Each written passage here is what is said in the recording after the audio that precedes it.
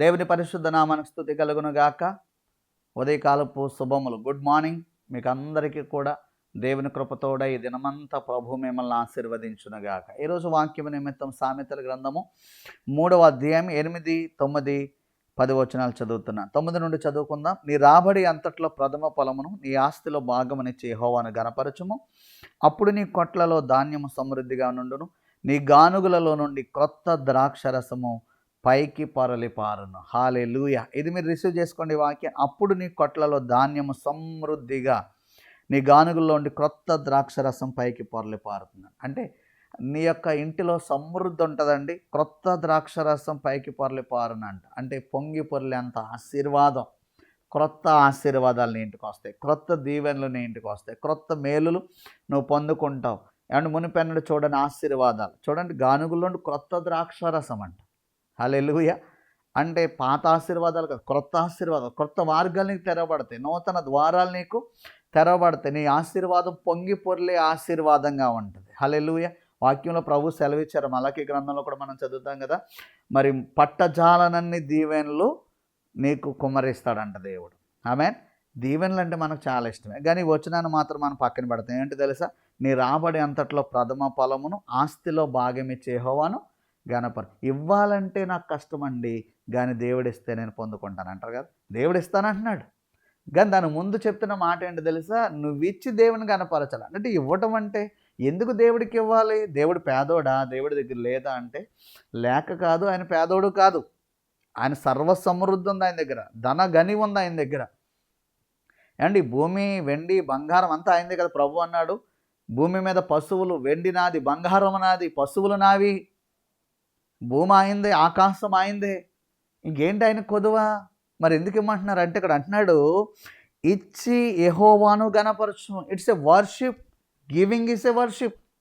అంటే నువ్వు దేవుని గనపరిచే విధానంగా గనపరిస్తే, అంటే దేవుడు దీవించాలంటే కానుక చూశాను కాదు, నువ్వు ఇచ్చి గనపరిస్తే, అంటే ఇవ్వడం కూడా ఆరాధన అంట. ఆ ఆరాధన చేయగలిగితే, అంటే నువ్వు ఎందుకు ఇస్తున్నావు? దేవుడికి లేక ఇవ్వట్లేదు, లేకపోతే పాస్టర్ గారిని పోషించడానికి ఇవ్వట్లేదు, లేకపోతే ఏదో కొదువు వచ్చేసిందని ఇవ్వట్లేదు. దేవుని గణపరచడానికి ఇస్తున్నావు. దశమ భాగం దేవుని గణపరచడానికి ఇస్తున్నావు. కానుక దేవుని గణపరచడానికి ఇస్తున్నావు. ఏమంటే పేదవారికి దేవుని గణపరచడానికి ఇస్తున్నావు. ఇట్స్ వర్షిప్ అంట. ఇది దేవునికి మహిమంట. ప్రభువా నేను గణపరచడానికి నేను అర్పణిస్తున్నా, ప్రభువా నేను స్తుతించడానికి నేను అర్పణిస్తున్నా. చాలామంది తప్పుగా భావిస్తూ ఉంటారండి. ఎలాగో తెలుసా? నేను ఇవ్వకపోతే పాస్టర్ గారికి అన్నం లేదు, నేను ఇస్తున్నాను కాబట్టి ఆయన బ్రతుకుతున్నాడు, నేను ఇస్తున్నాను కాబట్టి ఆయన బాగా అనుభవిస్తున్నాడు, బాగా తింటున్నాడు కదా. వెరీ రాంగ్ అండి, వెరీ రాంగ్ కాన్సెప్ట్. నువ్వు ఇవ్వకపోయినా దేవుడు పోషించగలడు, ఇవ్వకపోయినా ప్రభువు ఇస్తాడు.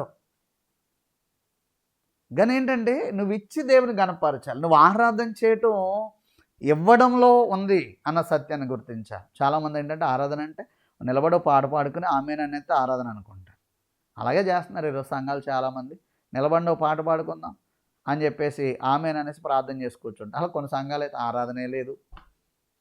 కానీ ఆరాధన అంటే పాట పాడేదే కాదు. ఆరాధన అంటే ఇవ్వడము కూడా ఆరాధనే. నీ అర్పణలో భాగం ఇవ్వడం ఆరాధన.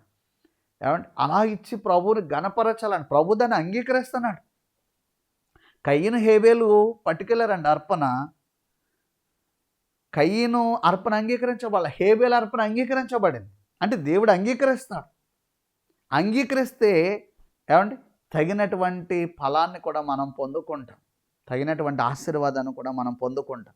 ఎలాంటి దీవెనంటే నీ ఇంట్లో కొట్లలో ధాన్యము సమృద్ధిగా ఉండును. నీ ఇంట్లో సర్వ సమృద్ధి వస్తుంది. గానుగుల్లో నుండి కొత్త ద్రాక్షరసం పైకి పొరలు పారుతుంది. పొంగి పొర్లే ఆశీర్వాదం వస్తుంది. ఈరోజు దేవుని దీవెనను పొంగి పొర్లినట్లుగా ఉండునుగాక, పొంగి పొర్లినట్లుగా ఆశీర్వాదం ఉండునుగాక, పొంగి పొర్లినట్లుగా అభివృద్ధి చెందుదువుగాక, క్రొత్త ద్రాక్షరసము నువ్వు పొందుదువుగాక, క్రొత్త దీవెనలు, క్రొత్త ఆశీర్వాద ఈ క్రొత్త సంవత్సరంలో నువ్వు అనుభవించదువుగాక. ఆమేన్.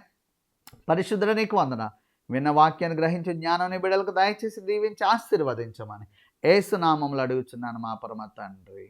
ఆమేన్. God bless you.